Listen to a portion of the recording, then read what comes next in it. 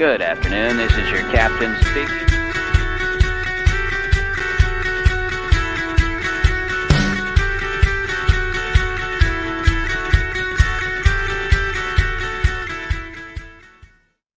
All right, thank you, Suzanne, for coming on for another episode of Tuesday's Tips. I'm Jeremy Bailey, your Flying Realtor. This is Suzanne Caldeira from Guaranteed Rate Mortgage. And today, Suzanne and I are going to talk a little bit about the median sales price of homes going all the way back to 2009 to now. So, Suzanne, what are some of those numbers? What can you share with us?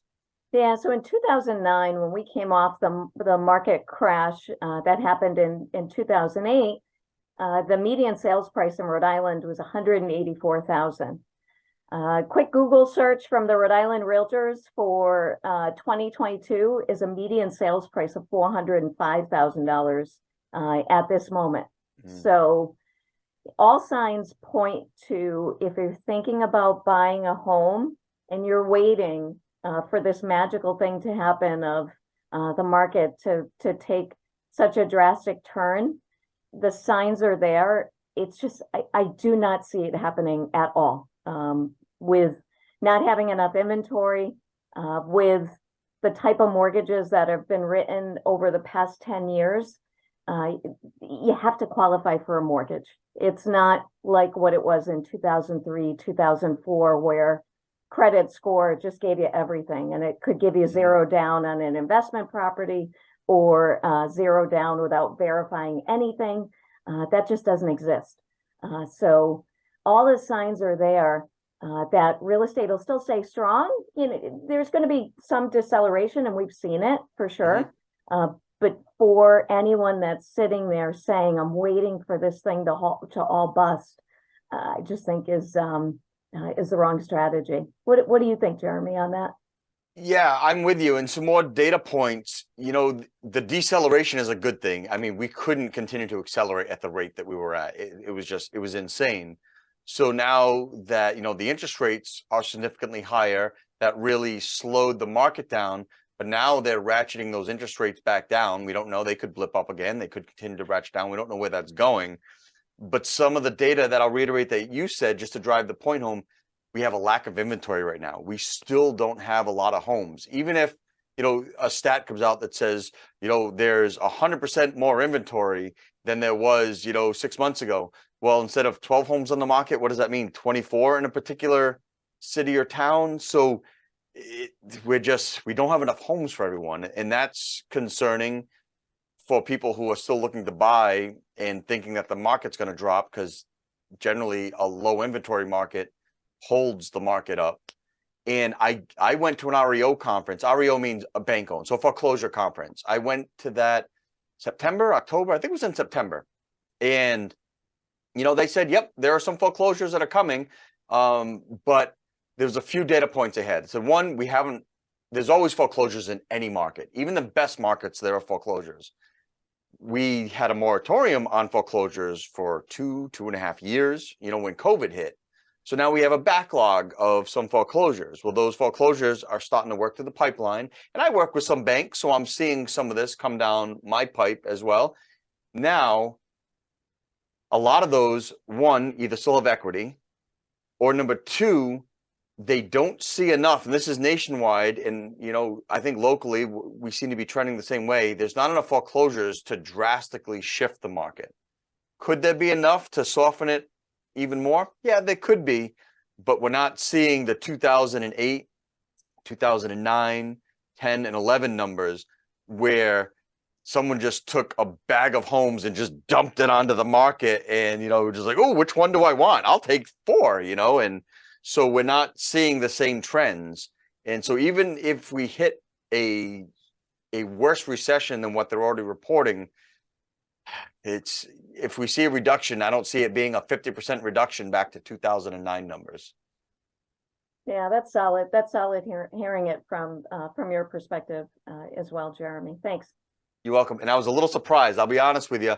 And I know that, you know, lending has gotten tighter than, you know, what caused the last crash, and lots of other factors that we won't get into right now with, you know, poor lending practices, not from lenders like you, but policy type level stuff way above our heads, right?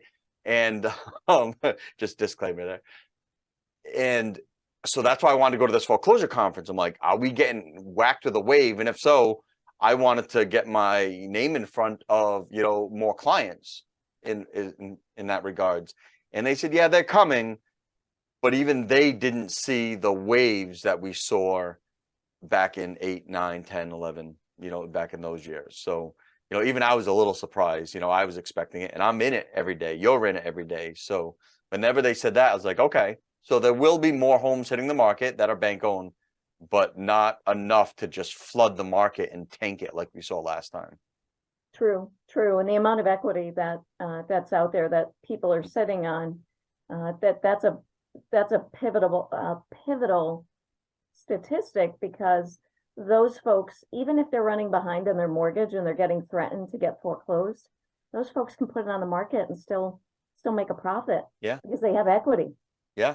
Yep. They can liquidate and walk away with, you know, some sort of a pile of money. And so they're in a good position, you know, to not lose everything and be left with nothing like so many people were last go around. Mm-hmm. I think it just goes back to the basics of, you know, you have to think of what's a home mean to you, and not only what does it mean to you, but, you know, do you have the means to be able to afford it? Do you have the down payment? If you don't have the down payment, there are products that are out there, or Mhm. there are strategies that you can do. So if buying is something that you want to do, whether it be 2023, 2024, reach out to me. My team and I will help you with a roadmap to help get you ready, and, you know, and also help you sift through all of the headlines that are out there. And if you're on the seller side, that's where somebody like Jeremy can help, so that you can maximize your home's value, whether it be just doing a little tweaks, a little tucks, a little whatever to help get the house ready and get it staged properly, so that you know, you can help them retain the most of their profit. Absolutely. All right. Well, thank you, Suzanne, for coming back on for another episode of Tuesday's Tips. A lot of good information here. Hopefully it gets out in front of enough people so they can really absorb it and ask questions. Feel free to post comments below, ask questions. We're an open book. We're going to use our experiences and our data, and we're going to give you open and honest answers. Whether or not, you know, it's what you want to hear or not, we're going to do our best to answer every question that's posted. Yeah, we certainly will. And also share this if you have someone in your circle or in your friend group that you think ought to hear it or benefit from it. So thank you. All right, I hope you enjoyed this episode of Tuesday's Tips. I'm Jeremy Bailey, your flying realtor.